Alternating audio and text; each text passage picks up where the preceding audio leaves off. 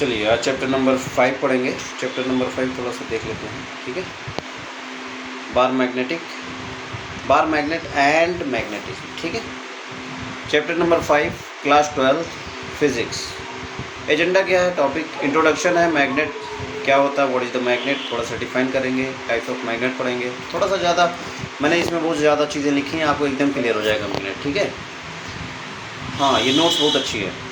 Types of magnet क्या होगा, फिर मैग्नेटिक मटेरियल क्या होता है, मैग्नेट और मैग्नेटिक मटेरियल में डिफरेंस क्या होता है, मैग्नेटिक डाइपोल एंड मोमेंट क्या होता है, field due to magnetic dipole क्या होता है। देखो हमेशा मैग्नेट क्या होता है, डाइपोल में ही होगा, यूनिपोलर मैग्नेट पॉसिबल नहीं, इसलिए वो मैग्नेट डाइपोल कहो या ना कहो वो डाइपोल ही होता है, ठीक है।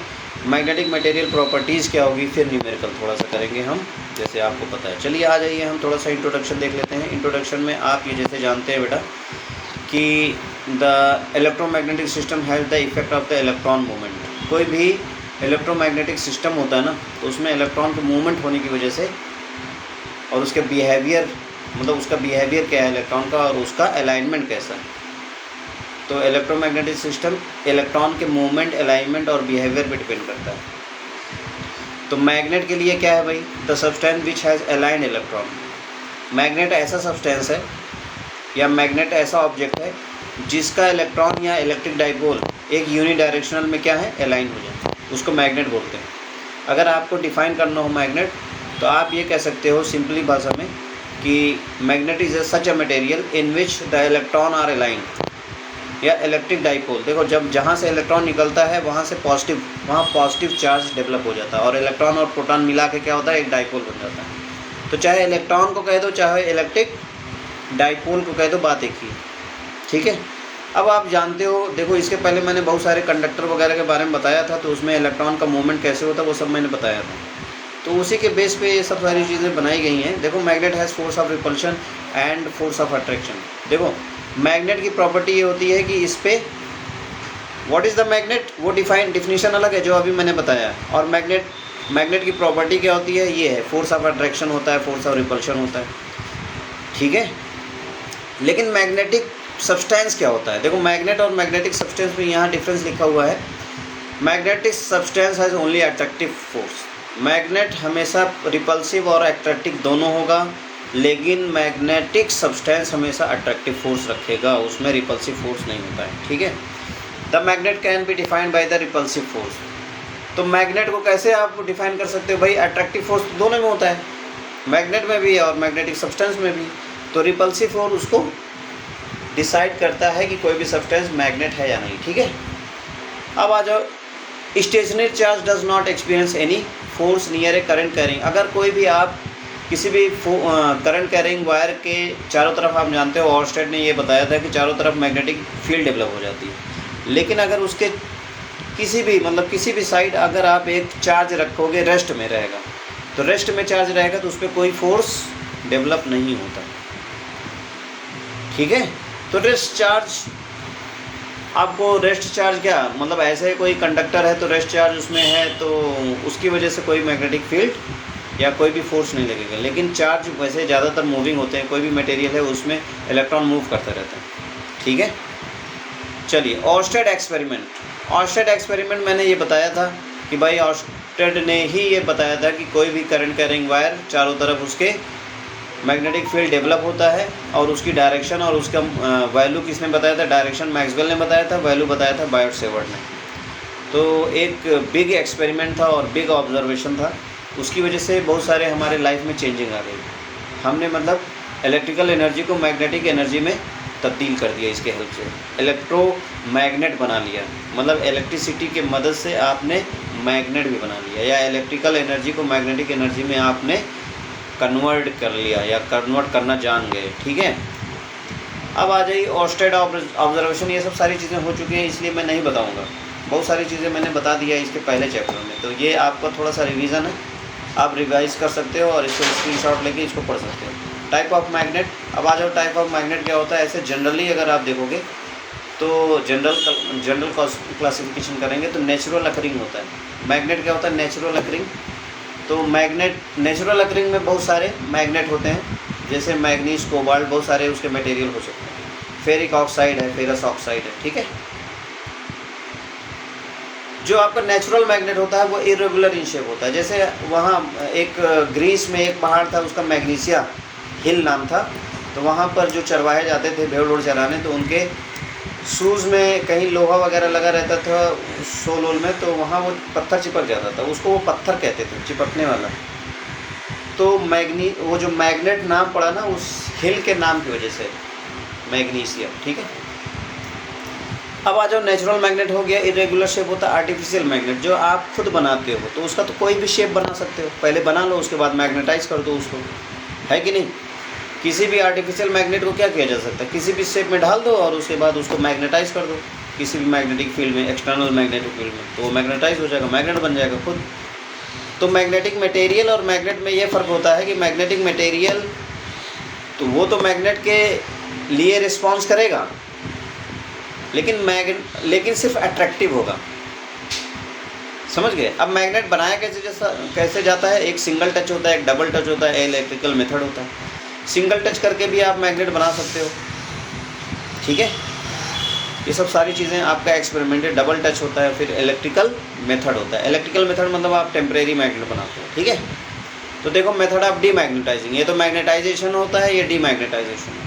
अगर आप किसी भी मैग्नेट को हीट कर दोगे तो डीमैग्नेटाइज हो जाएगा। इलेक्ट्रिकल मेथड है, उसको उल्टा मतलब जिस तरीके से उसका अलाइनमेंट हुआ है इलेक्ट्रॉन का या उसके डाइपोल के, तो उसके उल्टे डायरेक्शन में आप करंट घुमा दोगे तो आपका डीमैग्नेटाइज होगा। इंड्यूस मेथड, इंड्यूस करंट देके भी इसको डीमैग्नेटाइज किया जा सकता है। रफ हैंडलिंग, अगर आप मैग्नेट को रफ हैंडलिंग इधर उधर फेंक दोगे या इधर उधर स्क्रैच वगैरह में डालोगे तो तभी आपका डीमैग्नेटाइज होगा। सेल्फ डीमैग्नेटाइजेशन, बहुत सारे मैग्नेट होते हैं जिनका क्या होता है, धीरे धीरे टाइम के अकॉर्डिंग वो सेल्फ मैग्नेटाइजेशन डीमैग्नेटाइज होता रहता है, वो धीरे धीरे अपना मैग्नेटिक प्रॉपर्टी खो देता है। जैसे आपका वॉकमैन या जो ईयरफोन होता है ना, ईयरफोन में क्या होता है, धीरे धीरे ईयरफोन आपका ख़राब हो जाता है। वो क्यों होता है, क्योंकि वो डीमैग्नेटाइज हो जाता है। उसका मटेरियल क्या होता है, जो एलाइन रहते हैं ना इलेक्ट्रॉन, वो डी एलाइन हो जाते हैं।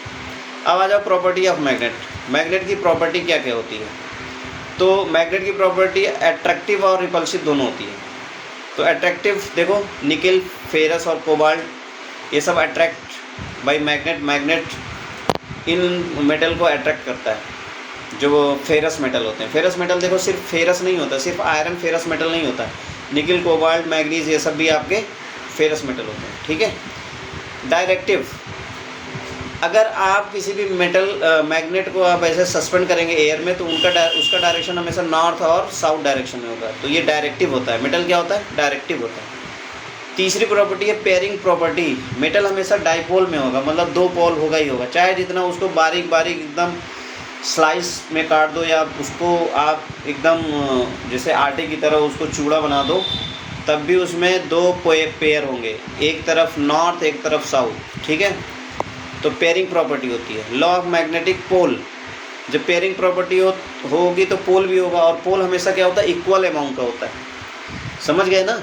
पोल का मतलब ये होता है दोनों किनारे पे इक्वल अमाउंट का चार्ज है या इक्वल अमाउंट का स्ट्रेंथ है, और उनके बीच की डिस्टेंस छोटी भी हो सकती है, बड़ी भी हो सकती है, ठीक है। बड़ी ज़्यादा नहीं होती है मैग्नेट वगैरह में। रिपल्सिव, तो यहाँ देखो मैग्नेट की प्रॉपर्टी क्या होती है, रिपल्सिव होती है। मैंने ये बताया था अभी कि अट्रैक्शन फोर्स तो दोनों में होता है, मैग्नेट और मैग्नेटिक मटेरियल में, लेकिन मैग्नेट किससे पहचाना जाएगा, रिपल्सिव प्रॉपर्टी से। तो रिपल्शन इसमें होता है एक प्रॉपर्टी जिससे ये पहचाना जाता है, ये recognise by the attraction by repulsion force, ठीक है, लिखा हुआ है। मैग्नेटिक सब्सटेंस मैंने बताया व्हाट इज। अब तो थ्योरी बिहाइंड मैग्नेटाइजेशन या मैग्नेटिज्म, इसके पीछे थ्योरी क्या है, तो इविंग थ्योरी है, ठीक है। इविंग्स ने इसके पीछे थ्योरी दिया कि अगर आपका कोई भी वायर है, वायर में जो आपके फ्री इलेक्ट्रॉन होते हैं वो इधर उधर घूमते रहते हैं, जैसे आपको मैंने ड्रिफ्ट वेलोसिटी में बताया था, उनका जो इलेक्ट्रॉन का जो अलाइनमेंट है ना वो इधर उधर होता है। देखो ये नीचे, तो ये डीमैग्नेटाइज है, इसमें कोई मैग्नेट नहीं है। लेकिन जैसे ही इसको अगर हम बाहर से कोई सोर्स देंगे या कोई फोर्स इलेक्ट्रोमोटिव फोर्स से इसमें कुछ हमने फोर्स अप्लाई किया, हालांकि वो फोर्स इलेक्ट्रिक फोर्स होगा, ना कि हमारा कोई अलग से धक्का मारेंगे, ठीक है। वो इलेक्ट्रिक फोर्स होता है, तो इलेक्ट्रॉन को अलाइन कर देता है, तो आपका मैग्नेट क्या बन जाता है, सब्सटेंस मैग्नेट बन जाता है। तो इन्होंने ये थ्योरी दिया, each molecule of magnetic substance is an independent magnet. मतलब हर मैग्नेट का जो छोटा छोटा डाइपोल बनता है ना, वो भी एक छोटा छोटा मैग्नेट है। The magnet all the molecule are arrange in the form. हर मॉलिक्यूल क्या होता है, एलाइन होता है, एक लाइन में रहेगा, ठीक है। ये इविंग थ्योरी ने बताया। और एक चेन बनता है नॉर्थ टू साउथ। अब तीसरा point, in an unmagnetise substance, जो अनमैग्नेटाइज सब्सटेंस है उसका जो डाइपोल है इधर उधर रहेगा, उसको अलाइन नहीं रहेगा, ठीक है। अब magnetic field and field lines. Magnetic field क्या होता है बेटा, मैंने बताया था कि जैसे इलेक्ट्रिक फील्ड मैंने बताया था कि एक ऐसा दायरा, चार्ज के चारों तरफ एक ऐसा दायरा जहाँ पर कोई दूसरा चार्ज फोर्स एक्सपीरियंस करे या डिफ्लेक्शन एक्सपीरियंस करे, तो क्या बोलते हैं, इलेक्ट्रिक फील्ड। इसी तरीके से मैग्नेटिक फील्ड भी होता है। मैग्नेट के चारों तरफ ऐसा दायरा जहाँ पर कोई दूसरा मैग्नेट या मैग्नेटिक सब्सटेंस फोर्स एक्सपीरियंस करें, उसको बोलते हैं मैग्नेटिक फील्ड, ठीक है। लिखा हुआ है सारी अब मैग्नेटिक फील्ड जो इंटेंसिटी होती है उसको मेज़र किया जाता है, बी से डिनोट किया जाता है। मैग्नेटिक फील्ड अलग है, मैग्नेटिक फील्ड इंटेंसिटी अलग है, लेकिन ज़्यादातर हम मैग्नेटिक फील्ड की बात करेंगे तो हम इंटेंसिटी मतलब उसके वैल्यू की ही बात करेंगे, ठीक है। क्योंकि आप मैथ पढ़ रहे हैं, आप फिजिक्स पढ़ रहे हैं, तो वो आपका मीज़रेबल क्वांटिटी होनी चाहिए। मीज़रेबल क्वांटिटी ही बाद में हम उसको स्टडी कर सकते हैं, ठीक है। तो वो जो वैल्यू है उसको किसने बताया था, मैग्नेटिक फील्ड की वैल्यू बायोट सेवर्ट ने बताया था, किसी भी कंडक्टिंग वायर के वजह से या कोई भी कंडक्टिंग जिसमें करंट फ्लो हो रहा है छोटे से एलिमेंट के लिए बताया था, ठीक है। अब जो मैग्नेटिक फील्ड क्या होती है, इमेजिनरी लाइन होती है, जैसे मैंने बताया था फील्ड लाइन के लिए। तो इसमें इसके पहले भी मैं ये सब बता दिया है, प्रॉपर्टी वगैरह बता दिया है, देख लो यहाँ पर। एक चीज़ और देख लो, यहाँ पर सिंबल भी होता है जो मैग्नेटिक फील्ड का, अभी पता है, और इसका यूनिट होता है टेस्ला या गॉस। एक गॉस इक्वल टू होता है 10⁻⁴ टेस्ला, ठीक है। एक गॉस इक्वल टू होता है, अगर आपका किसी भी वैल्यू दिया है 1 गॉस 2 गॉस, तो 10⁻⁴ मल्टीप्लिकेशन करना पड़ेगा टेस्ला में बदलने के लिए, गॉस को टेस्ला में, ठीक है। मैग्नेटिक फील्ड क्या होती है, देखो यहाँ पर आपको मैंने बताया, compass needle pattern around the, अगर आप किसी भी मैग्नेट के चारों तरफ कंपास घुमाएंगे तो उसका जो पैटर्न मिलेगा ना, वही मैग्नेटिक फील्ड लाइंस होती है, पैटर्न, ठीक है। तो मैग्नेटिक फील्ड लाइंस वैसे नॉन टर्मिनेटिंग होती है, वो कहाँ से ओरिजिनेट हो रही है, कहाँ के को बंद हो रही है, वो ऐसा पता नहीं चलता, क्योंकि सर्कुलर होता है। सर्कल कहाँ से शुरू हुआ कहाँ से बंद हुआ ये आपको पता नहीं चलेगा, ठीक है। लेकिन आपको ऐसा अपीयर होता है, ऐसा लगता है कि मैग्नेटिक फील्ड क्या है, बाहर, मैग्नेट के बाहर नॉर्थ से निकल रहा है, साउथ को जा रहा है, और मैग्नेट के अंदर क्या लगता है, साउथ से नॉर्थ की तरफ जा रहा है, ठीक है। तो ये आपको सीम एज्यूम होता है, जबकि उसका ओरिजिन पॉइंट और टर्मिनेटिंग पॉइंट नहीं होता। और बहुत सारी चीज़ें ये क्रॉस कभी नहीं कर सकती एक दूसरे को। डेंसर है मैग्नेटिक फील्ड तो ज़्यादा वैल्यू है, मैग्नेटिक फील्ड ज़्यादा हाई होगा, और कम है डेंसिटी तो कम होगा। मैग्नेट के कोने पे मैग्नेटिक फील्ड डेंसिटी ज़्यादा होती है, इसलिए उसकी स्ट्रेंथ कोने पे ज़्यादा होती है, बीच में कम होती है। ये सब मैंने बताया, इसमें पॉइंट आप इसको लिख सकते हैं, स्क्रीनशॉट ले सकते हैं, ठीक है।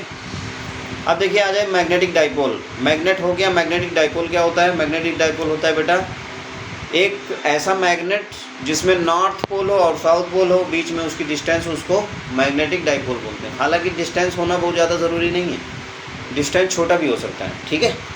तो वो ये छोटे से डिस्टेंस को मान लो छोटा सा बार मैग्नेट है, उसको इस तरीके से दिखाया गया है। ये आपका जो Mn और Ms है उसकी वैल्यू m है, इसको मैग्नेटिक चार्ज बोलते हैं। जो जैसे चैप्टर नंबर 1 में हम सबसे पहले बताए थे कि charge, how many types of charge, तो कई टाइप के चार्ज बताए थे, तो उसमें मैग्नेटिक चार्ज भी था। तो मैग्नेटिक चार्ज को हम m से डिनोट करते हैं, Mn और Ms दोनों बराबर होता है। क्यों? क्योंकि ये डाइपोल है। मैंने अभी बताया डाइपोल में क्या होता है, जो तुम्हारी वैल्यू होगी, चाहे चार्ज हो चाहे मैग्नेट हो, उसकी जो इंटेंसिटी है वो सेम होगी, मैग्नेट की जो वैल्यू होगी, ठीक है।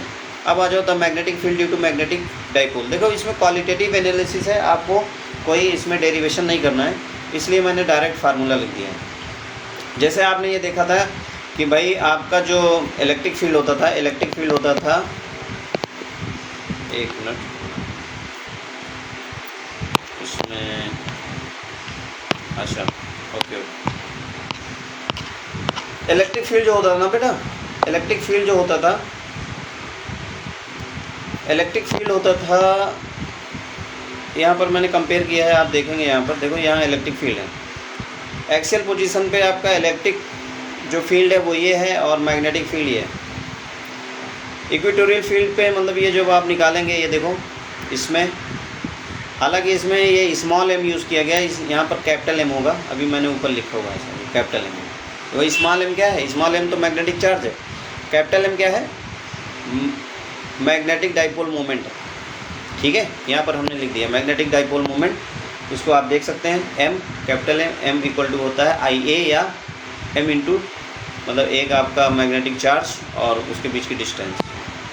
तो इक्वेटोरियल पॉइंट पे आपका यहाँ पर जैसे इलेक्ट्रिक फील्ड होता था वही उसी के सिमिलर ही बी होगा, ये जो आपने पढ़ा। ये सारी चीज़ें आप स्क्रीनशॉट ले सकते हैं। देखो किस तरीके से आपका किसी भी पॉइंट पे क्या होगा, किसी भी पॉइंट पे आपका मैग्नेटिक फील्ड क्या होगा, जैसे इलेक्ट्रिक फील्ड मैंने निकाला था वैसे ये भी देख लो इसको किसी भी पॉइंट पे। ये थोड़ा सा हमने एनालॉगी मतलब हमने दोनों को मैग्नेटिक और इलेक्ट्रोस्टैटिक हमने कंपेयर किया। ठीक है, देखो इलेक्ट्रिक फील्ड टॉर्क वहाँ पी क्रॉस ही होता था, यहाँ पर एम क्रॉस भी होगा। यहाँ पर कैपिटल एम है, ये स्मॉल एम नहीं है। ठीक है, ये मैग्नेटिक डाइपोल मोमेंट है एम, यहाँ बार बार मैं ये बता रहा हूँ। अब ये पी है तो ये एम डॉट भी है। ये जो फील्ड मतलब जो एनर्जी होती है ना वो आपका डॉट प्रोडक्ट होता है। क्यों? क्योंकि एनर्जी क्या होता है? स्केलर होता है। स्केलर में हमेशा डॉट प्रोडक्ट आता है तब स्केलर मिलता है। ठीक है, मैग्नेट एंड गॉस लॉ। देखो गॉस लॉ आप जैसे इलेक्ट्रिक फील्ड में आपने देखा था वैसे मैग्नेटिक फील्ड में भी गॉस लॉ होता है। तो गॉस लॉ अगर किसी मैग्नेट के लिए आप निकालेंगे, अगर गॉस को किसी मैग्नेट के चारों तरफ आप एक सरफेस बनाएंगे तो उसमें हमेशा क्या होगा? नेट चार्ज जो होगा वो ज़ीरो होगा, इसलिए आपका नेट फील्ड भी क्या हो जाएगी?